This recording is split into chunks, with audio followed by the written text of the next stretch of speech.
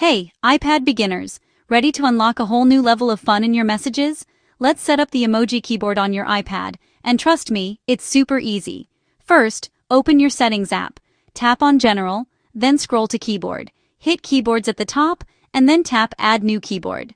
Now scroll down until you see Emoji, hit that, and boom, you've added the emoji keyboard.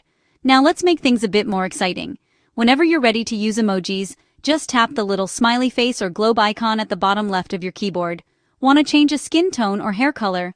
Tap and hold any people emoji, and all the options pop up. Here's a cool trick: swipe all the way to the left when you're in the emoji picker. There you'll find your personalized Memoji stickers. And if you're hunting for a specific emoji, use the search bar up top. Just type in pizza or rocket, and it's instantly there. Oh, and as you type, look for suggestions right above your keyboard. Type party and you'll see the confetti emoji pop up, ready to go. But wait, let's get fancy. If you want to take it to the next level, try apps like Emoji Plus or Facemoji for custom themes and animated emojis. Or, create your own stickers from photos. Tap the sticker icon in the emoji keyboard, pick a photo, and turn it into a sticker. Here's my top pro tip: using a Bluetooth keyboard. Press Ctrl plus spacebar to open the emoji menu without even touching your screen. And that's it.